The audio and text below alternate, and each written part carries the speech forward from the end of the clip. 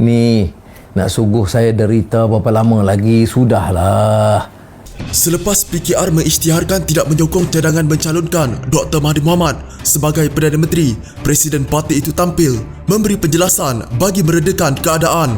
Anwar Ibrahim berkata, sebelum timbulnya pertikaian mengenai calon Perdana Menteri, mesyuarat Pakatan Harapan yang melibatkan parti komponen gabungan itu jelas bersetuju untuk mencalonkannya ke jawatan itu.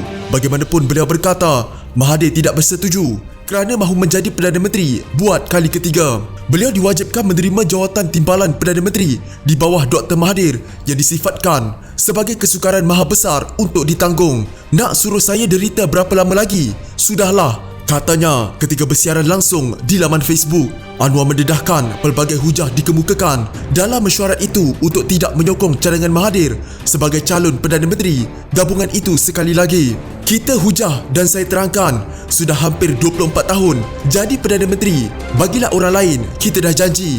Semua dibahaskan.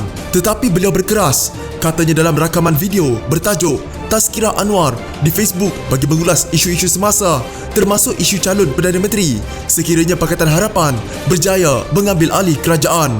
Dalam pada itu Anwar berkata, wujud kecurigaan berhubung pencalonan Mahathir sekaligus menyebabkan beberapa syarat ditetapkan sekiranya perkara itu berlaku. Sebab bila diberi laluan, Mahathir menjadi Perdana Menteri selama 6 bulan dengan syarat kena tanda tangan. Ini untuk pastikan ia dipenuhi. Maknanya ada kecurigaan. Kita ada pengalaman, nak percaya 100% tidak juga. Kalau ikut pengalaman, nak tanda tangan, nak pastikan. Kalau tak lulus, tak setuju, kita undur keluar kerajaan. Itu semua dibincangkan, katanya. Pada 19 Jun, PKR mengisytiharkan parti itu tidak menyokong cadangan mencalonkan Mahathir sebagai Perdana Menteri sekiranya Pakatan Harapan kembali membentuk kerajaan. Parti itu berkata ia kekal dengan konsensus Pakatan Harapan yang mencalonkan presidennya Anwar sebagai Perdana Menteri. Dalam pada itu Anwar berkata beliau tidak boleh menerima cadangan Mahathir sebagai Perdana Menteri kerana tidak yakin ia pilihan terbaik untuk negara buat masa ini. Katanya 6 bulan adalah masa yang singkat bagi menghadapi era pasca COVID-19. Kita berbeza pendapat. Saya kata, saya tak dapat terima sebab tidak yakin ini terbaik bagi negara, bagi rakyat, bagi reform, bagi badan kehakiman, media, program anti rasuah dan terutamanya ekonomi, nak hentikan kronisma. Semua itu saya tak yakin 6 bulan kita boleh kejar, katanya. Anwar berkata, sehingga kini Mahathir juga belum mendapat sokongan majoriti di Dewan Rakyat.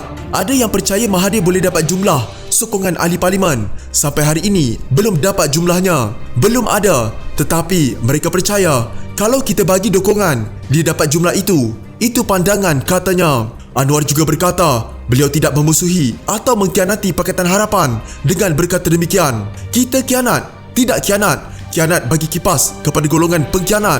Dalam kalangan kita, bukan pengkhianat. Tidak, Pakatan Harapan masih utuh. PKR, DAP dan Amanah tidak ada suara mahu melemahkan Pakatan Harapan. Kita harungi bukan baru dari zaman PR dan sekarang Pakatan Harapan. Kita harus bekerjasama dengan Mahathir dan warisan dan kita perlu gantikan Perikatan Nasional sebab mandat itu kita perolehi. Mandat rakyat ialah untuk perubahan, untuk ekonomi rakyat, untuk perbaiki kehidupan dan untuk bawa perubahan institusi. Kita tuntut mandat itu dipenuhi. Itu ikhtiar kita, katanya. Jika anda mempunyai gejala seperti demam, batuk dan sesak nafas, jangan berlengah untuk terus ke klinik atau hospital bagi menjalani ujian saringan. Bersama kita tangani wabak COVID-19.